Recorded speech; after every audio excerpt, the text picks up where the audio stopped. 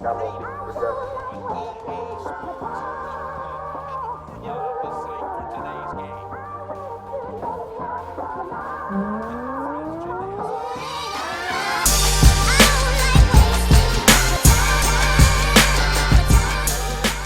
going on, folks? It's KspadeTheProspect. I'm back today with another Madden 16 Connected Franchise Mode video. This will be the reunion episode 5 featuring Johnny Hithard and his kid brother Josh Williams. I gotta stop calling this dude a kid. He's a grown ass man. In the last video though, man, we got a chance to see Josh almost be the hero. Last second drive led the Raiders all the way down the field just to come up inches short of a game-winning touchdown. Literally inches. So these guys are back. This time they're at home trying to defend their home field against the Jets, all that other good stuff right there. So first drive of the game, man, the Jets are moving the ball. I want to tell you guys that my hard drive tried to hate on this series, man. My hard drive was trying to trip, was trying to crash on me. So you're going to see some graphical, imperfections pop up here and there. The good news is this is the last gameplay I got recorded on this hard drive, so we're gonna make it through, man. The Raiders defense was able to hold the Jets to only 3 points. Now the Raiders offense is out here on the field, and this is always an area of concern for this team, man. Sometimes they don't look so hot. Third and short, man. The beautiful pass right here. Josh hit his target. Lee Smith couldn't bring it in. That's a horrible drop. So much so, Ed told the guys, go for it, man. 4th and 2. Look at Josh surveying the field. He's going to try to pick it up with his feet. He's hit right around the first down marker. We're going to have to get the chains out here and measure this guy. The ruling on the field was that Josh was a few inches short. Of course, he felt like he got it. A player always feels like he got it. They challenged and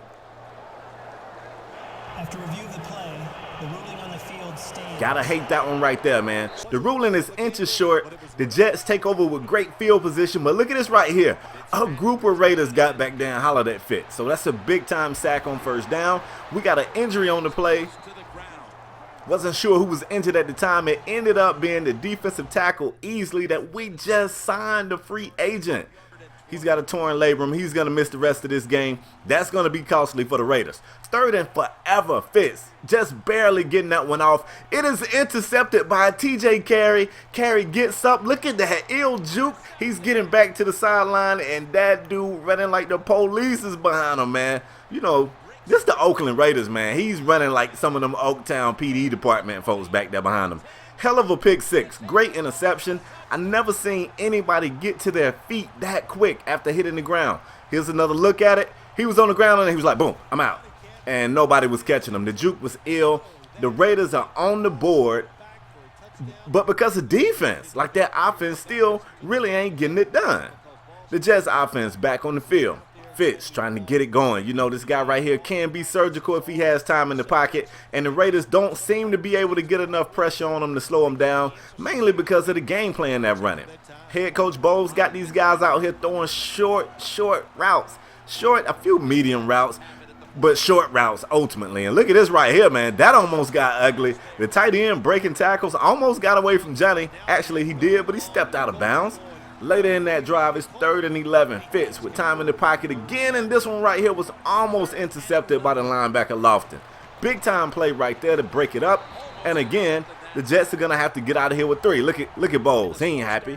We got a 7-6 game, man. The Raiders was trying to run the read option, but the Jets front 7 is to be respected, man. These dudes was not having it. 3rd and 10. Beautiful pass right there. Crabtree's going to catch it and go down to the ground, picking up the first down, move the chains. 2nd and 10. Latavius Murray, great run right here. Picking up about 5 or 6 the hard way. I'm cool with that.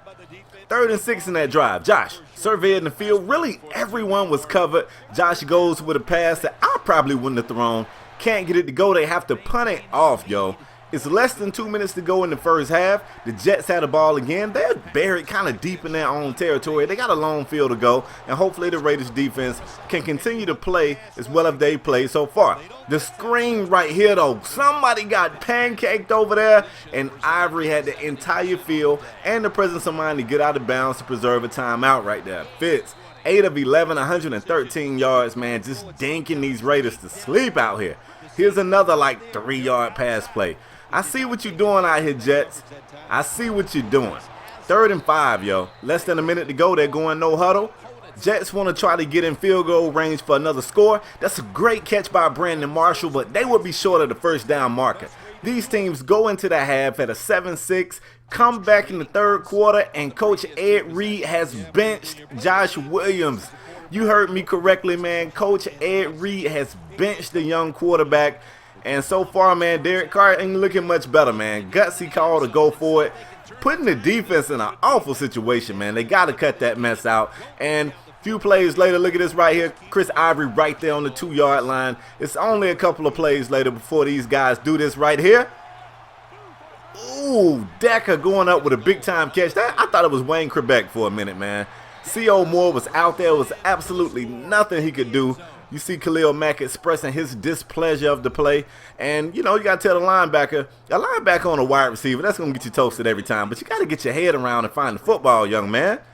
Derek Carr back trying to do something with his offense. That pass is broken up. Ed Reed's got to feel like this offense has let him down. 2.5 quarters and still nothing, not even 3 points on the board. The only Raiders points came from a pick 6. The offense has been very stagnant, even so far in the second half as well. The Jets had a ball back. So far, the Jets really just been the most efficient team the Raiders have played against. Just dinking it down the field. Nothing too big. They're not trying to go for the home run. They'll take a single. Right here, throwing it in the flats. That's another big-time catch. They're moving the chains again.